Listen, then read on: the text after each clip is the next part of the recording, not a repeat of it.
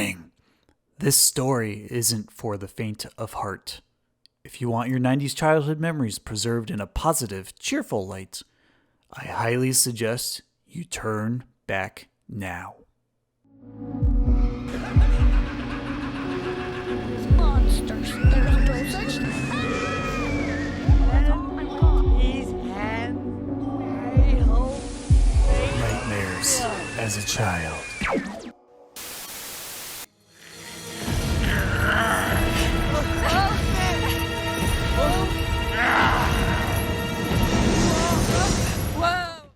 Have you ever seen something you knew was bad news, but wherever you tried to run, it followed you mercilessly? Perhaps it wanted something from you that you weren't willing to give up, something that you're very attached to. Welcome to another episode of Nightmares as a Child, Zombsters, a minisode series where I share with you some of the most terrifying, nightmare-fueled moments extracted from the dark corners of my 90s Nick mind. I'm Brett, and today I'll be sharing a story about a creepy creature too gross and hideous for kids' TV. And I've seen a lot of monsters in my time. And now, onto the story. For those who remember Mighty Morphin Power Rangers, the kids' TV show exploded onto the scene in August of 1993, featuring 5 teenagers with attitude. Each week, they fight Rita Repulsa's homemade monsters to prevent them from destroying their beloved city, Angel Grove. One monster in particular sent shivers down my spine. Mutitus from the Isle of Illusion 2-part episode. Normally, humanoid creatures don't bother me, but this one only became more and more terrifying the more I learned about it.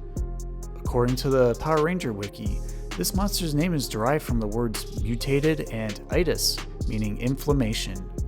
It's no surprise that when I learned more about the episode from the Super Sentai counterpart Zyuranger, I was disgusted to find out Mutitus wasn't technically an original monster, but rather the exposed, undead flesh of Frankenstein.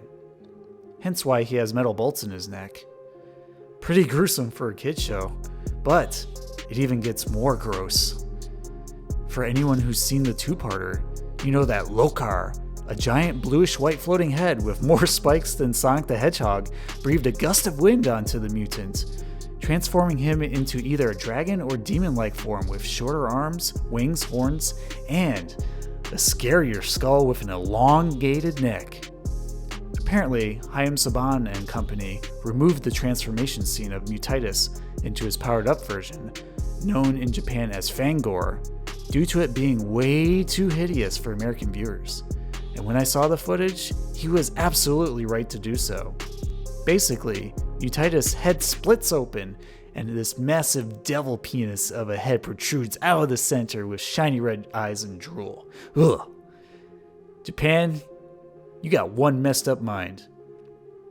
Luckily, this final form didn't terrorize me in my nightmares, so we won't be talking about that. But his fleshy form did. One night when I was in elementary school, I dreamt about piloting the Megazord all by myself. Which, is every kid's dream back then. I see the fleshy zombie creature approach me in the cityscape, raising his massive wrecking ball weapon. In an instant, he growls and swings directly into the head of the Zord. Because I have no idea how to actually pilot this mech, the collision knocks me right out of the Megazord head cockpit, just like the Power Rangers experienced on TV. Somehow, I survived the fall, very dazed, but safe in a well-trimmed hedge bush. Mutitus spots me in the park lying on top of the bush and stomps towards me one ground-shaking step at a time. He takes another step, ragefully roars, then juts out his left foot to aim it right on top of me at the bush. I look up and turn pale white. Thinking quickly, I roll off the bush and into the grass a few giant feet away, then sprint behind a fountain to take cover. He doesn't see me where I went. Thankfully, he's a rather dim-witted monster. I dart and dodge various bushes in the park, just like Doug did when he ran from Clotzilla in that one Quailman episode, while trying to come up with a plan. Then it hit me. Just 100 feet away from me, an answer to my monster problem. Tommy's dragon dagger lying on the ground nearby, unattended. Not sure why it's there or where Tommy went, but I figured if it's there, I might as well use it. Mutitus is attacked by the Dragon Zord as I'm running from the fountain to the Dragon Dagger. The monster retaliates by wrapping his wrecking ball and chain around the Dragon Zord and then slams the Zord hard into the ground. Oof. I lose my balance, stumbling a bit, but I continue to dash to the device. Mutitus turns back to me and tries to reach for me with his long, blobby, rotted hand. I quickly pick up the Dragon Dagger before he can grab me and guide the Dragon Zord to impale Mutitus with his tail using one of the flute songs I had remembered from the show. Dragon Zord plunges his tail into the monster, but it doesn't go all the way through. It just pierces him lightly. Mutitus lurches back and deflates like a balloon. He shrinks down to human size, and because he's much smaller now, he's a lot faster. Like, faster than Naruto running. You wouldn't believe it. Without his wrecking ball weapon, he spots me approaching a neighborhood house across from the park and bum rushes me with brute strength, sending me and the Dragon Dagger flying back into a tree trunk. Whew. The Dragon Dagger is lost in the foliage. With a satisfied growl, he picks me up off the ground by the head with both hands and salivates out of his jagged teeth, then peels the skin off of me from the middle of my head outward, similar to how his head splits in the Japanese version of the Isle of Illusion episode, actually. I screamed in bloody murder. I remember blacking out, then regaining consciousness a few moments later. I saw Mutitus eating dinner with my family at the dinner table, wearing my shirt and skin, with a navy baseball cap marked with a B, as if nothing is out of the ordinary here. I watch from an unknown space in horror as my mother passes a bowl of mashed potatoes while Mutitus Brett holds them and plates his dish in a jerky, unnatural fashion. I could clearly see his face underneath my poorly pasted skin, but no one else in my family noticed that it really wasn't me there. It was very similar, actually, to how that cockroach alien stuffed itself inside of a guy in the first Men in Black film. My family seemed so cheerful. It was unreal. I looked down, expecting to see the horror of my own exposed muscle and tissue, but nothing was there.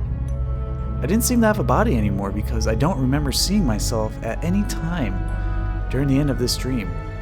But it's safe to assume I'm skinless somewhere in a dark void, never to be seen again. I wake up in the morning hastily, patting my body to make sure my skin is on. And, of course, I'm late for school. I pick up my backpack and navy baseball cap with a B on it, and dash to my mother's car and head to school. Oddly enough, I recall seeing the Isle of Illusion episode on Fox Kids later that afternoon once I got back home. I just hope my mother wasn't serving mashed potatoes for dinner. Ugh. Oh boy, that was a scary one. Wouldn't you say, Slimesters? Good thing that didn't happen to me in real life. But it makes me wonder, what happened to my body? I never got an answer about that. Did I just fade into my subconscious, or did it just dissolve because it couldn't hold itself together after Mutitus took my skin? I'll leave that speculation up to you. If you have any theories on what's going on in my dream, how I was able to interpret that or whatever, just email me at splatattack2021@gmail.com. Would love to hear from you, your thoughts on this episode, or if you want to share any of your own 90s related horror stories. Can definitely make a future episode out of that. All right, that's all the time we have for today. If you want to hear additional commentary on Mutitus and just Power Ranger monsters in general, you can head on over to our main timeline episode, ranking Mighty Morphin Power Rangers monsters from Season 1. It is episode 15 for those who are curious what the number is. Thank you again for joining us for another episode of Nightmares as a Child. Until next time, I'm gonna do some somersaults so I can learn karate and martial arts with the Rangers so that I can be better prepared next time a monster attacks me in the park. Splat you later.